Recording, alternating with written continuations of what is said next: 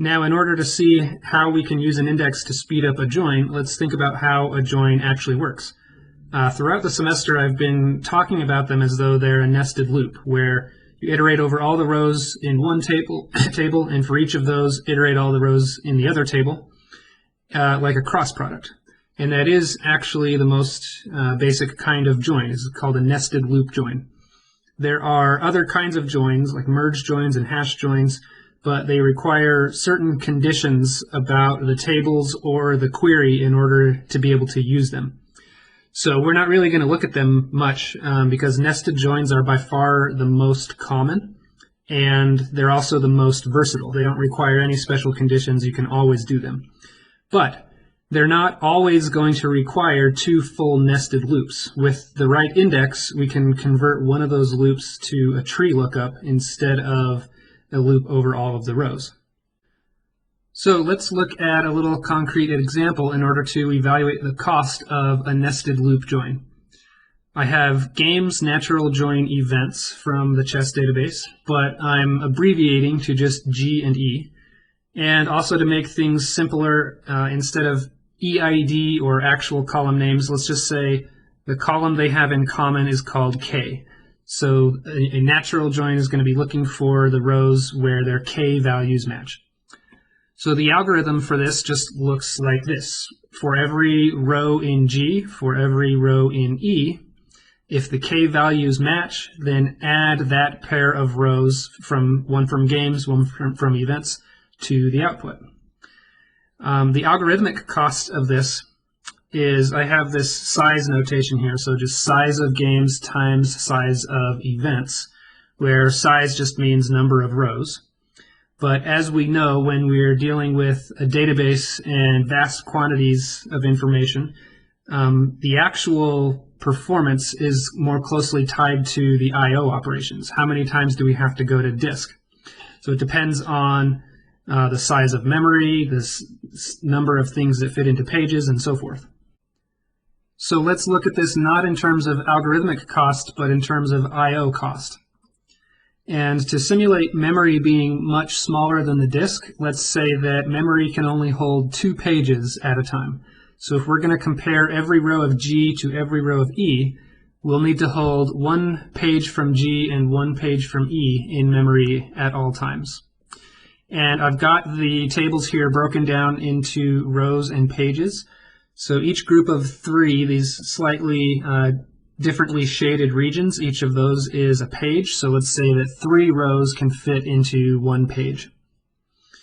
So if we're going to compare every row of G to every row of E, we'll start on the first row of G, and I'm going to count how many pages we've loaded so far. So to get the first row of G, we've loaded 1 page, and we hold that one in memory now.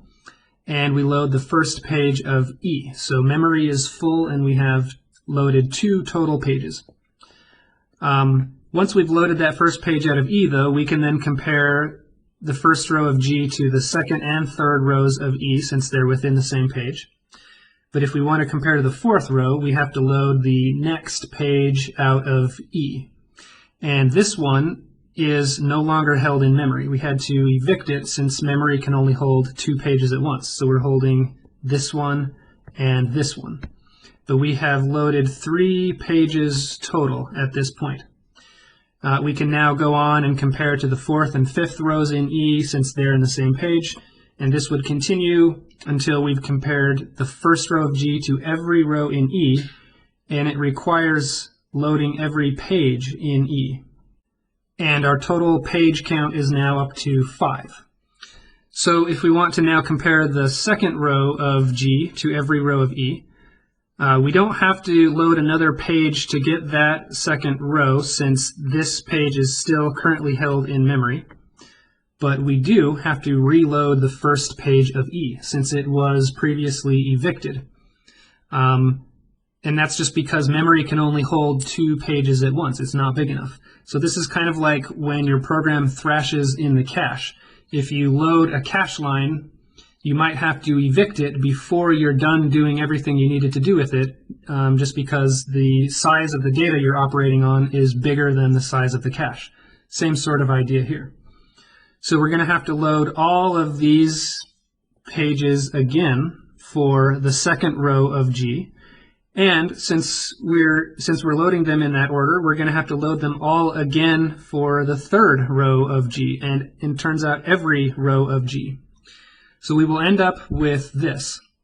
Since we're only going through G once and we're going through in order, we're going to load each page of G once. So, that's about the best we can do there. But since we can only hold 2 pages in memory at a time, we're loading every page of E once per row of G. So there are 15 rows in G. So we end up loading or reloading the same pages in E, and the total number of disk page accesses is 60 for the E table and just 5 for the G table, so 65 total. But to put that in more general terms, it's going to be, for the G table, it's just going to be the number of pages in G. We'll load each of them once. And for the E table, it's going to be the number of rows in the G table, so size of G times number of pages in E. We're loading each page of E once per row in G. And this looks particularly bad since memory only holds 2 pages. But this is illustrating the problem that memory is much smaller than the disk and much smaller than these tables.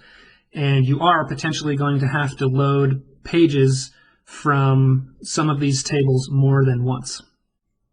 So what can we do about this? How can we reduce the number of times we have to load a page from disk? So first, let's think about, I've been using G as the outer loop and E as the inner loop.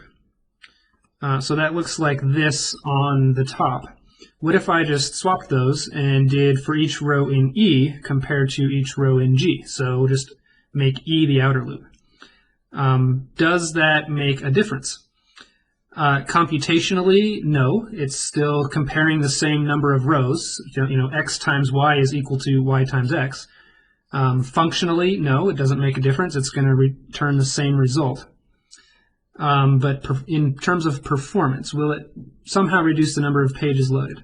In this example, where each table occupies multiple pages, lots of pages, no, it's not really going to make a difference there. But what if one of the tables is small? So small, in fact, that the entire table fits in memory. So in this example, where memory can hold 2 pages, the entire G table can fit in memory. So if let's say G is still the outer loop, but now it's smaller, the calculation is the same. It's going to be number of pages in G plus number of rows in G times number of pages in E. So these numbers over here are smaller just because there are fewer rows in G, but it's still loading each page of E once per page in G. What if, though, we swapped them so that E is the outer loop and G is the inner loop? Now, we're going to be loading every page of the outer loop once, so since we're just traversing it downwards in order. And since G fits entirely in memory, there's no thrashing over here. We will load it once, and it will always remain in memory, no matter which row or rows we're comparing it to from the left side. So we're only going to have to load it once. So let's look at the totals here. We had 12 pages loaded there plus 1 is 13 versus 1 page loaded here plus 4, so a total of 5. So it did make a difference which one we use as the outer loop if one of the tables fits entirely in memory. So the general rule of thumb, if there are no indexes that will help with the join and it just has to do the full nested loop, it will make the smaller table the inner loop and it will make the larger table the outer loop. It's important to keep in mind, though, that which one of these is used as the outer loop and which as the inner loop is not something that we have to decide as users. The DBMS is going to decide which one to put on the outside of the loop and which on the inside. And we can write the joins in our query in any order we want. So I could do games join events or events join games. and the DBMS will actually pick which one to use as the outer and inner. So this is why I've been saying throughout the semester that it doesn't really matter which order you do your joins in terms of the way the query is written. It certainly matters which order the DBMS does them in, but it's just going to decide for itself. And in order to keep things straight when analyzing queries and query performance, we'll introduce some simple notation. So we will always call the outer relation R and the inner relation S. So that is which relation the DBMS chooses to be the outer. So one of the real relations from the query will become outer, and one of them will become inner, or R or S. So even though games is on the left here and events is on the right, either one of them could be R and the other one would become S, and that's up to the DBMS. So how does the DBMS decide which one becomes R and S? Well, we've already kind of looked at that a little bit. And I mentioned earlier that it's based on heuristics. So using this notation now, we can start to look at how those heuristics work. So everything above this line are just kind of some simple definitions using R and S. So if R is the outer relation, then P sub R, or pages in R, is the total pages in R. And this size or magnitude notation I've used is the total number of rows in R. And then similarly for S, P sub S is total number of pages in S. So the performance in terms of disk pages loaded for a nested loop join, well, it depends on the size of memory and things like that, but we can roughly say that in the worst case, it's the number of pages in R plus the number of rows in R times number of pages in S. And that's what we already saw in a previous example. And then in the best case, where the S relation fits in RAM, then it's just we have to load each page once. Total pages in R plus total pages in S. Now you might be thinking that this worst case is a little unrealistic, and it is. It's an upper bound on the number of pages that we might have to load. And the way that we arrived at that in our example was by kind of doing a naive nested loop join, where I iterated over every row in R, and then for each of those iterated over every row in S, just in a linear fashion.